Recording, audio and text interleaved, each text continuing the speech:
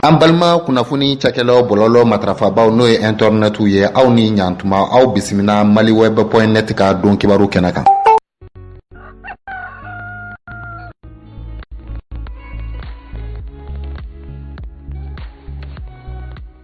Amadou octobre kalo ki wolonfila don kibaru di sɛbɛnw ɲɛfura fɔlɔ ye laseli jumɛn kɛ? Fɔlɔ ye Ecomedia ye, olu ye solen da ko kunnafonidilaw ni kiiritigilamaw ka jɛrɛ tako filanan kɛnɛ kan ko Soni sigira yurugu ni nafolo burujali kumaw kan. Leydi Mali ale ko affaire Wagner Paris ne décolère pas, Bamako demeure inflexible. Ko Wagner ko min bɛ an ka jamana kunkan ko hali bina ka bi Paris Fransikaw dimi mɛ kosɛbɛ. I k'a dɔn olu funu yɛrɛ ma jigin wa Bamakɔkaw yɛrɛ fana sigilen bɛ k'u ta mago ko in kɔni bɛ o dangan de kan sisan. Le Challenger ale ko sitting des travailleurs de la BCI, l'incompétence de Haïdara Zainabou Kourechi décrié ko BCI maaw ye nisɔngoya jɔli min kɛ BCI da la k'u kɛlen do ka ɲɛma min bɛ n'o ye Haïdara Zainabou Kourechi ko o ka baara dɔnbaliya kɔni kɛlen do ko sɛbɛkɔrɔ maana kuma ninnu kɔnɔna la. Les reflets d'Afrique ale ko bureau du vérificateur général et autres structures de contrôle à quand un contrôle des contrôleurs. Ko sɛgɛsɛgɛlikɛ jɛkulu minnu bɛ jamana maaw sɔgɔbɛ ka bɛɛ ka ŋanamu ko jateminɛ kɛ ko yala waati jɔn o maaw yɛrɛ fana bɛ sɛgɛsɛgɛ waasa olu fana ka kɛ maa jɛlenw ye. Reflet d'Afrique miirila o la bi u ka ɲɛfura fɔlɔ la les pays isolés da Aminata Dramane Traoré kan ko le nouveau rapport Afrique-France format Macron le coup de gueule d'Aminata Dramane Traoré. Min ye fɛrɛ jɛrɛ kura min sigira ni Emmanuel Macron ni funɛnkɛninw ye farafinna o kow nacogo kan min ye Aminata Dramane Traoré ale ye hakilina caman di a ko kan. Le pays ye min fasiri bi. La lettre du peuple ale ko bruit diplomatique entre Bamako et Paris. Emmanuel Macron atteint de faillite mémoriale. Ko yala ɲɔgɔn faamuyabaliya min bɛ Mali ni Faransi cɛ bi ko maa bɛ se k'a fɔ ko hakili can bana bɛ Macron na walima a hakili t'a yɛrɛ ma wa ɲininkali tɔ min bɛ lettre du peuple kɔnɔ. La Sirène ale ko transport ko où est donc la reprise du trafic ferroviaire ko kun ye terrain maga min bɔ ko a terrainko kɛlen do kisa joona bi o ɲinini bɛ Sirène maaw bolo. Indicateur b'a kuncɛ olu ko sommet Afrique France de Montpellier le CNJ Mali écarté. Ko denmisɛnninw ni Faransikaw ka ɲɔgɔn ye ko Mali yɛrɛ denmisɛnninw ka jɛkuluba ko yɛrɛ tara k'o yɔlɔ kɛrɛfɛ o dama don a la o ma ɲininka yɛrɛ. Indicateur ko tɛ bi o min bɛ dansigi bi don kibaru di sɛbɛnw na waati min na sankan 27 o dafara nin waati na an ka kumasow kɔnɔ yan nɔ waati kelen sera fana Kulikoro Abdoulaye Mayiga fɔ ka taa se Eli Jarabe Abdini Kumare u bɛ Segu ko Segukaw ni sɔgɔma bi. Kulikoro sakɛ. Abdini bɛ Segu. Eli Jara u bɛ Kulikoro. D'accord kanubaga kelen-kelenna bɛɛ lajɛlen bɛ fo ni kunnafoni gafe ninnu bɛ walawala 10h20 wagatiw la bi alamisa Antoine Solange Dambele ɲɛma ale kɔni ni Isu Cravate olu bɛ na laseli kɛ ni sanga kɔnɔna la an bɛ Alexis Kalanbiri bisimila an ko min ma ko Alexis Masson fɛn min ma an ka jɛ k'a lamɛn Musa Bangali ka kuma baara la.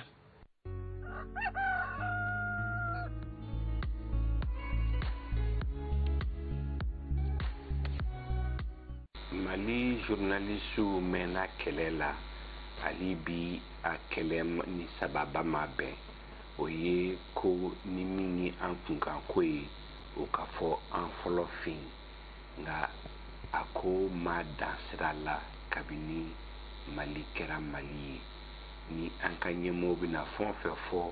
u bɛ taa fɔ kɔkan de u bɛ taa fɔ maa wɛrɛ de an b'a mɛn olu da kɔnɔ a dun bi anw de fɔlɔ kunkan an de fɔlɔ kan ka hakilina dɔn a la kan hakilina di a la an ka premier ministre Choguel kɔsa in na a bɔlen ɲɔgɔn ba la a y'i jɔ tubabu ka arajo de la k'a fɔ taabolo ye min ye bɛɛ y'a lamɛn tiɲɛ don nka n'a kun fɔra an fɛ yan a lamɛnna cogoya min na a ko n'a lamɛn o cogo kelen na ka tugu o kun ye kun kɔrɔta ye anw yɛrɛ ka kunnafoni di sow bolo n'a fɔra an fɛ bɛɛ kun sigilen don k'a kɔnɔ bɛɛ b'a fɛ ka hakilina dɔn ko dɔw la akuma na fɔ yɔrɔ yɔrɔ a bi lamɛn ayiwa n'an yɛrɛ man ka fɛnw don ba la maa wɛrɛ ti n'o kɛ an nɔ na ne ma sɔn min ma o y'o ye. Alexis ma sɔn fɛn min ma o bɛ tali kɛ na an dalen b'a la k'a fɔ a ye faamuyali sɔrɔ a ka fɔtaw la an ka don ma welelen an bɛ na o bisimila ni sanga kɔnɔna la Adama Ben Jara ale anw ka sɔgɔmada in na maa welelen ye a bɛ na kuma an ye fanga furancɛ fanga o kan an ka jɛ ka Ben le cerveau lamɛn Isa Kaba ka nɛgɛjuru sira fɛ.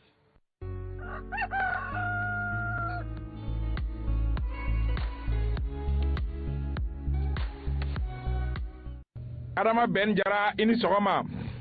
Amba ni sɔgɔma Isa Kaba. Adama Ben ye yɛrɛwolo debout sur les remparts o maa ye. Kosɛbɛ. I ye CNT mɔgɔ ye. Kosɛbɛ. Adama Ben i tun ye kunnafoni duman di an ma k'a jira k'a fɔ ko hali a tɛ mɛn k'an bɛ Sirisiw olu kunkan mɛn. Kosɛbɛ. Kunkan mɛnna pankuru 4 olu nana don kelen. Kosɛbɛ. Nka Adama Ben maaw bɛ k'u yɛrɛ ɲininka min na bi bi in na o ye pankuru ninnu sɔngɔko ye k'a sababu kɛ tariku la pankuru minnu sanna an ka jamana kɔnɔ a kow labanna bisibasa la e dun ye CNT mɔgɔ ye o tuma aw m'o ɲininkali kɛ gouvernement mɔgɔw la wa. Isa Kaba k'i fo. A diyara n ye. Renouveau lamɛnjɛkulu bɛɛ fo. A diyara u bɛɛ ye. Nin wagati la k'a fɔ an ka taa dɔɔni dɔɔni pour que an bɛ se joona. Donc an bɛ gɛlɛya min kɔnɔ. Jugu dɔ b'an kan. Dɔ jɔn bɛ k'a lajɛ dɔ wɛrɛ fana b'o kɔfɛ o bɛ k'a lajɛ o wagati la. Kɛlɛ bɛ kɛ o wagati ni jateminɛ caman ye. Ani kibaruyaw bɛ di cogoya min na. Kibaruya dɔw bɛ labɔ wagati dɔw la dɔw tɛ se ka labɔ wagati dɔw la.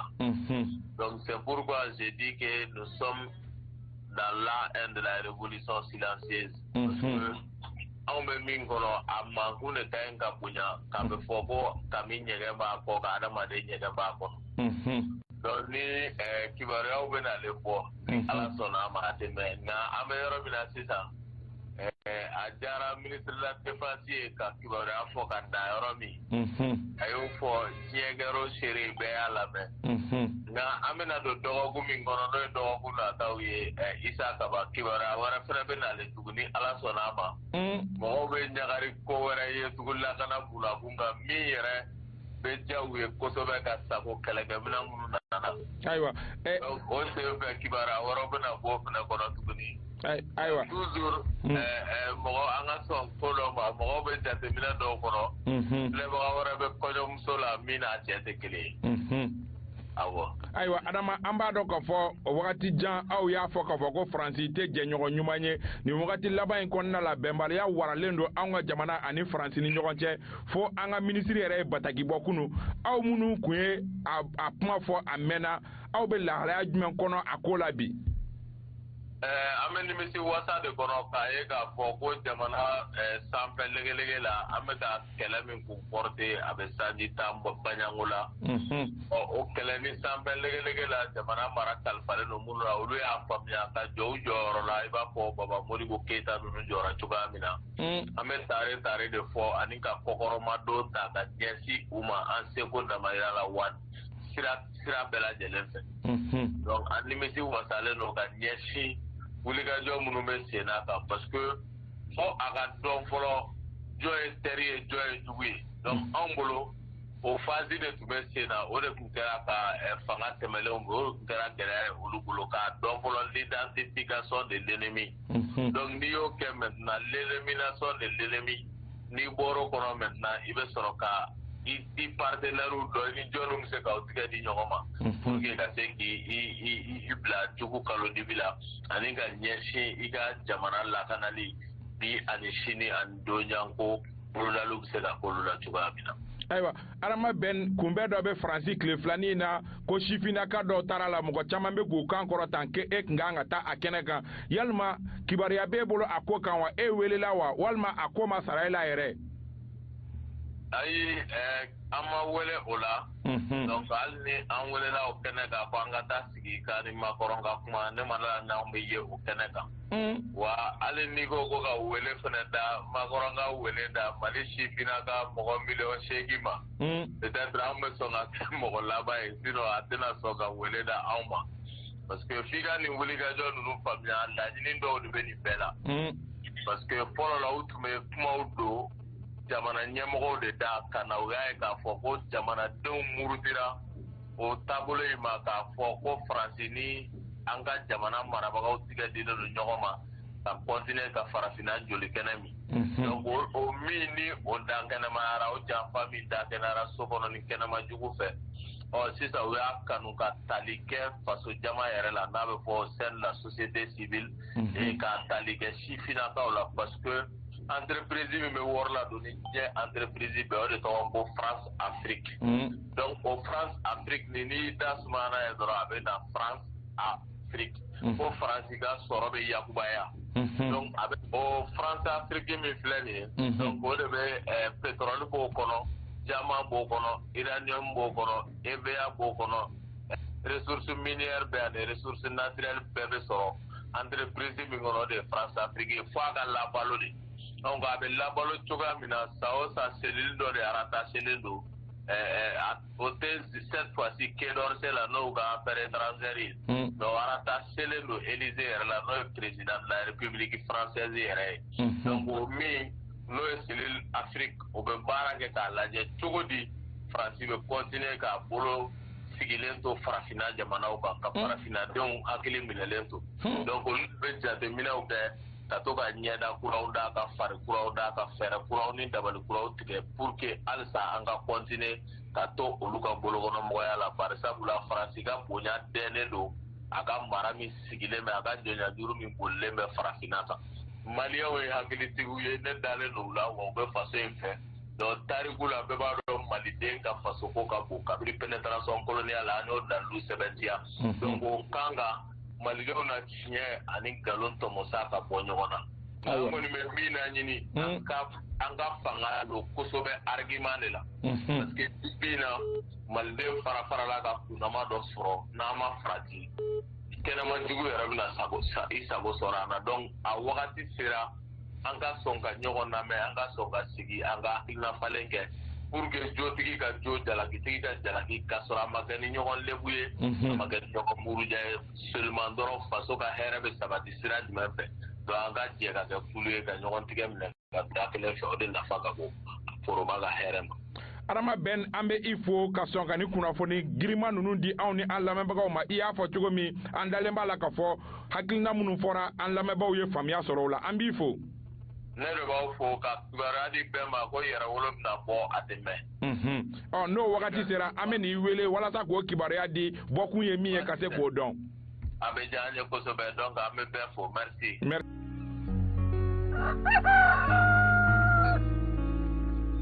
an bɛ don an ka walawalali babu kɔnɔna la sisan ko yalima fɛn bɛ tali kɛ mali wasaden kɔrɔw la ko olu taara ni jamana ye bɔgɔ jeninen kan wa ni wasaden kɔrɔ ninnu k'u bɛ ka mun de ɲini kunnafoniya jumɛn bɛ an bolo a ko kan isa kaba ale bɛ ɲɛfɔli kɛ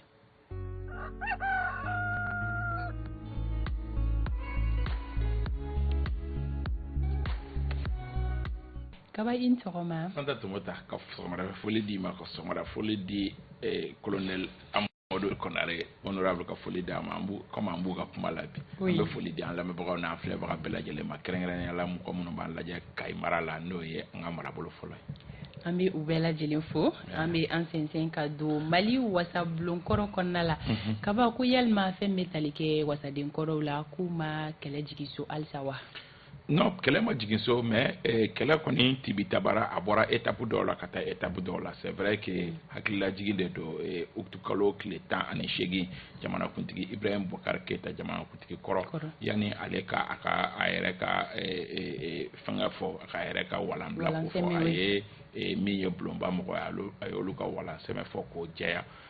depuis wagati bɔra la an b'a dɔn k'a fɔ kɛlɛ kun fɔlɔ minnu tun bɛ kɛlɛ ɲɛma kosɛbɛ ka kɛlɛ kɛ ko u ka wasabulon ko a tɛ kɛ o cogoya la ten tɔ olu caman bɛ yen nɔ olu bolo donna ko wɛrɛw la o caman ye kɛlɛ kun fɔlɔ bila kɛlɛ kun filanan o daminɛna mɔgɔ minnu fana fɛ olu fana tun ye jɛrɛw kɛ u ye kunnafonidilaw wele hali baro de la sigiw kɛ an y'a ye k'a fɔ o kɛlɛ tɛgɛra o fana ni hakili la olu fana welela ko wɛrɛw la o ye kɛlɛ bisibasa ka wagati kunkurunin kɛ nka kɛlɛ sera hakɛ dɔ ma ni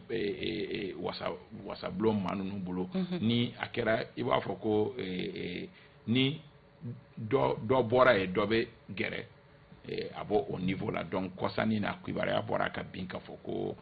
siga t'a la ko u taara kiribulon ɲɛkɔrɔ d'abord u taara ni ko ye cour suprême ɲɛkɔrɔ cour suprême ye bataki bɔ k'a yiru la ka fɔ aw bɛ min kuma la tantɔ ne ka compétence t'a to ne ka n statuer nin fɛngɛ kan nin dossier kan fo n'aw taara n'a ye yɔrɔ wɛrɛ o de la u y'a ko cɛ gara la ka taa n'a ye CEDEAO ka kiribulon ɲɛkɔrɔ a ko bɛ o niveau la wa u ye laɲini min kɛ sariya tigilamɔgɔ dɔ bɛ yen n'o ye solonali donbaga ye maître Cheikh Umar Konare ale de y'i dama suɲɛ o don k'a jira k'a fɔ k'u bɛ ka miliyari 27 ɲɔgɔn na k'u bɛ k'o de ɲini wa a y'a fɔ k'a jɛya k'o miliyari 27 la k'u yɛrɛ ka jateminɛ ye min ye o ye k'a fɔ n'i y'a jateminɛ olu tun kan ka san 5 mandat de kɛ o san 5 mandat k'o danna kalo 3 ma ko donc ko jamana kan ka ɲangati min sera olu ma ko jamana kan k'o sara k'o bɛ bɛn miliyari 27 ɲɔgɔn ma donc u y'o d'a ma ka sisɛbɛn don CEDEAO ka niveau la halisa tile filanin na an ye kibaruya sɔrɔ k'a fɔ ko u bɛ ka réunion yɛrɛ fana caya possibilité fila bɛ yen nɔ mɔgɔw b'u cɛla minnu ka hakilina ye u fana ka manifestation dɔ kɛ mais dɔw ko wasaden kɔrɔ ka manifestation man ɲi bari n'a labanna cogo dɔ la a cɛ man ɲi an ma an ka to kiri kɔfɛ donc o ɲininkaliw bɛ yen nɔ min kɔni jɛlen don ni mɔgɔ ma o nkalontigiya kab'a fɔra kari tɛmɛnen fo bi o ye k'a fɔ ni wasaden ninnu u y'u ka damakasi sɛbɛn don CEDEAO ka kiribulon ɲɛkɔrɔ wa o bɛ ka min ɲini o ye miliyari 27 ɲɔgɔnna ye mɔgɔ ma nkalontigiya sariya tigilamɔgɔ sariya dɔnbaga de y'a fɔ n'o ye maître Cheikh Umar Konare ye a fɔ nin bi cɛ mɔgɔ ma bɔ ka conférence de presse kɛ k'a ye nkalon tigɛ mɔgɔ ma mɔgɔ wele k'a fɔ ko nkalon don donc ni mɔgɔ ma fɛn fɔ min na o kɔrɔ ye k'a fɔ ko o ni tiɲɛ ka surun. ok kaba miliyari 27 o kɔfɛ yalima laɲini wɛrɛ tɛ député kɔrɔ ninnu bolo wa. ni ye député kɔrɔ ninnu ni baara in hukumu kɔnɔ ne ye damadɔninw wele ka se k'u ɲininka n ko mais ko ye jumɛn olu caman bɛ yen nɔ minnu y'a fɔ ko tiɲɛ na ko miliyari 27 ko kuma min fɔra ko peut-être que fɔra hukumu wɛrɛ kɔnɔ ko olu caman t'o kana ko mais ko olu kɔni ka laɲini ye min ye bi layidu minnu kun taara olu ye ko layidu ka timɛ o layidu ye jumɛn ye kabi baara in fanga cɛfurajɛ fanga daminɛna c'est à dire que u taara Mokhtar Wane voir Mokhtar Wane qui est le premier ministre a wagati Mokhtar Wane y'a f'u ɲɛna ko nin ko bɛ cogo min ne ma CNT sigi ne tɛ se k'aw don CNT kɔnɔ mais ne bɛ se ka min kɛ comme ne ye gouvernement ɲɛmɔgɔ de ne bɛ se k'aw bila ka taa n ka ministre de la réconciliation fɛ yen nɔ bɛn ni kelenya min sigilen don o kama ne bɛ se k'aw bila ka taa o fɛ yen nɔ o bɛ cogoya ɲini k'a ministre tɔɲɔgɔnw ɲininka ni ko min bɛ se ka kɛ o de la u taara ministre Wage fɛ u ni ministre Wage ye réunion 3 ɲɔgɔnna kɛ o réunion 3 la ministre Wage y'a f'u ɲɛna ko min kɛra kɔni c'est vrai que fanga dafiri de kɛra mais fanga dafiri kɛrɛfɛ aw ta ka ɲi ko sariya sunba yɛrɛ b'a yamaruya sa k'a sababu kɛ au delà de coup d'état kɛra jamanakuntigi la mais jamanakuntigi de aw ta in ci c'est constitutionnel olu ta in jamanakuntigi a yamaruya bɛ jamanakuntigi bolo ka assemblée ci donc olu ka bulon cili c'est constitutionnel ni jamanakuntigi y'a fɔ donc Wage k'u ma min bɛ se ka kɛ sisan o ye an b'a lajɛ fond dɔ bɛ anw bolo yan nɔ fond dɔw bɛ anw bolo tuma dɔw la mun bɛ kɛ dédommagement ye nka o fond man ca ten kosɛbɛ dɔɔni dɔɔni kɔni bɛ se ka d'aw ma ani fana an bɛ se ka min kɛ an b'an kan fili ministre tɔw fɛ yen nɔ ni minnu bɛ se k'aw dɔw ta comme chef de cabinet minnu bɛ se k'aw ta comme conseiller wagati dɔw la walima ni aw bolo bɛ se ka don baara minnu na walasa aw ka bɔrɔtɔni minnu farala ka se k'o bɔrɔtɔniw kalan Fanta Tomota député ɲini ye wariba kule de ye dɔw yɛrɛ bɛ yen minnu taara Amadu b'a ɲɛdɔn minnu taara juru ta k'a don ko in da fɛ mais kaba o min fɔra u y'u ka jaabi kɛra jumɛn jaabi kɛra min ye o fana ni hukumu kɔnɔ fɛn janfa de ka bon o fana hukumu kɔnɔ mɔgɔ dɔw b'u cɛ la minnu garijɛgɛ don dɔw fana na ok mɔgɔ dɔw b'u cɛ la o proposition bi kɛra olu fana garijɛgɛ don la olu fana taara ka mɔgɔ minnu tɛ o kɛnɛ kan k'olu fililen to donc n y'a fɔ n k'a bɛ b'a ko ziratu ni i ye dɔ tigɛ dɔ b'i kun bɔ donc étape fɔlɔ o tun ye minnu tun kan ka don CNT la i b'a dɔn k'a fɔ ko mɔgɔ dɔw donna CNT la o député kɔrɔw la o jatera i b'a fɔ ko base solide bɛ mɔgɔ minnu na olu taara ka don CNT kɔnɔ proposition filanan kɛra min ye o ye an b'aw don ministre sow la walima an bɛ wo ɲini aw ye aw minnu bɛ yen ni kalan dɔnniyaba b'aw la an b'a lajɛ n'aw bɛ se ka kɛ ministre ye donc o kɛra o cogoya la ten tɔ mɔgɔ dɔw bɛ yen minnu kɛra chef de cabinet ye mɔgɔ dɔw bɛ yen minnu ye conseiller baw sɔrɔ mais halisa a tɔ bɛ yen nɔ donc o mɔgɔ n'olu de bɛ kɛlɛ la sisan ko k'a lajɛ cogoya bɛɛ la n'a ma ɲɛ ko prolongation bɛna demander ko in yɛrɛ kɛlɛ yɛrɛ ye o de prolongation min bɛna demander ani assise min bɛ ka kɛ n'an fana y'an munumunu la an bɛ sɔn ka don o dɔ sɔrɔ hakili la État kan ka mɔgɔ ninnu ka ko ta ba la k'a jɛ parce que n ye min fɔ sɔrɔko b'a la mɔgɔw taara ka taa juruba kule de ta k'u ka député a ɲini kɛ a dɔw yɛrɛ bɛ yen nɔ dɔ y'a fɔ n ɲɛna k'a fɔ ko a dɔw yɛrɛ bɛ yen nɔ minnu ni kiiri tigilamɔgɔw yɛrɛ tɛ ban ɲɔgɔn na ka sababu kɛ u ka jurumanitigiw bɛ boli la u nɔfɛ. O tɛ ko nɔgɔn ye Amadu Kawa est ce que nin ko in kɔnɔ i da sera yɔrɔ dɔ ma n'o ye u ni jamana ye ɲɔgɔn ye surunna don ni nasaratigɛ la jamana y'a f'u ye ko musaka dɔ bɛ d'u ma ni minnu ɲangatara ani dɔw na don ba est ce que jamana ma ko in yɛrɛ gɛlɛya ye nɔ parce que i da sera kuma fɔlɔ min ma k'a fɔ jamanakuntigi ka député bulon ci o b'o ka danganaya kɔnɔ o ye sariya ye ni jamanakuntigi ye député bulon ci on suppose a y'a ka sariya kɛta de kɛ maintenant o bolo foyi t'o la mais ni aw tilara k'o tigiw wele k'a fɔ tiɲɛ na an bɛna dédommagement aw ɲangatara an bɛna ça veut dire que olu yɛrɛ sɔnn'a ma k'a fɔ jo b'u bolo u ɲangatara donc n'i ko mɔgɔ ma an bɛna a lajɛ an ɲangatara an bɛna aw bila u ka hukumu kɔnɔ ça veut dire que dangarila a tigi la ne ye yɔrɔ dɔ précision di n ko Wage de y'a f'u ɲɛna k'a fɔ ko aw bɛ ka min fɔ k'aw bɛna kɛ kɛlɛ ye ko jamanakuntigi ye bulonba cili min kɛ ko c'est constitutionnel k'an bɛ se ka faveur kɔni kɛ aw ye ko mais ko k'a fɔ k'an bɛna aw dédommager parce que aw ye député kɔrɔw de ye ko o tɛ kɛ hali o mun kɛra ko gɛlɛya yɔrɔ de b'o yɔrɔ la normalement ni jamanakuntigi ye bulon ci jamanakuntigi kɔni démissionneli sariya kɔnɔ a n'a kɔlɔlɔw de bɛ na jamanakuntigi yɛrɛ min démissionnera fɛn ɲuman b'a bɔ siraw yɛrɛ la ko ka palais minɛna o la donc foyi ma sara o ye n'a fɔra ko a ye wasabulon min ci wasadenw ka na ko fɔ k'a jɔyɔrɔ d'u ma ou bien k'a kɛ tan an bolo o ye ko de gɛlɛya ni coup d'état kɔni kɛra a n'a conséquences de don maintenant n'i y'a sɔrɔ député ninnu wulili ko o ye a ta kɔlɔlɔ wɛrɛ de ye min n'i bɛ ka démissionneli tɛ ɲɔgɔn ye sira la a bɛ fɛ mais u ye samali min kɛ ko ka miliyari 20 sara u ye 27 ni ko in lajɛra jamana ni mɔgɔ caman bɛ taa kiiri la kuma caman jamana bɛ waribaw sara hali jamana yɛrɛ cakɛdaw ye kuma bɛɛ mais est ce que ni jamana sera ka wuli ka jɔ kɛ ko bɛ miliyari 20 sara ninnu ɲɛ bi est ce que an bɛna se ka bɔ a dingɛ kɔnɔ. Bon jamana wagande ne kɔni tɛ jamana wagande hakɛ dɔ bi na ɲɛ fɔ nka kuma ye min ye ça veut dire que mɔgɔ ninnu baselen don min kan en général u b'a fɔ k'a fɔ ko jamanakuntigi ye a yɛrɛ ka walansɛmɛ fɔ yanni a k'olu ta fɔ ko n'i y'o ta k'o lajɛ sariya bolo kan ko ni jamanakuntigi ye walansɛmɛ k'o ye jamanakuntigi kelen ka walansɛmɛ ko yamaruya wɛrɛ t'a bolo ka wɛrɛ ka walansɛmɛ ko kuma fɔ donc u ka base dɔ ye il me semble que u bɛ k'u base o de kan ka taa CEDEAO la ani argument wɛrɛw maintenant n'u taara kiiri ɲɛkɔrɔ u ni jamana ni ɲɔgɔn cɛ u bɛna gagner u tɛna gagner yanni an ka so hakɛ ma a bɛ ka kɛ maliyɛnya de la k'a lajɛ i n'a fɔ malidenw fana don compétence avérée b'u la u bɛ se ka baara minnu kɛ ni tɔ ninnu ladonna peut-être que patience de tɛ ninnu fana la dɔɔnin n'o tɛ tɔ ninnu ladonna dɔɔnin cogo min ni bɛɛ bolo donna fɛn dɔ la mankan bɛ dɔgɔya jamana kɔnɔ Bakari Togola ka kuma in tɛ nkalon ye tuma dɔw la. ni jɔni dira bɛɛ ma mankan bɛ dɔgɔya. mais a daminɛ la mɔgɔ baden de y'u ba k'u tɛ don CNT la parce que olu tun ɲɛna ko CNT bɛ ci anw minnu kekuyara joona anw y'a ye k'a fɔ nin ko yɛrɛ tɛ ci. ale bɛ ko da yɛrɛ ma kuma bɛɛ ka sɔrɔ ko t'a bolo kaba ɲininkali laban possibilité jumɛn bɛ État bolo ka se ka ni wasaden kɔrɔ ninnu nimisi wasa. possibilité min bɛ État bolo o ye proposition min kɛra ne bolo proposition in kan k'a lajɛ ka ni fond min bɛ ministère de la réconciliation na ni o dɔɔni bɛ se ka dɔnna u dɔw ma ka d'u ma wa ka dɔnna ka dɔɔni di u ma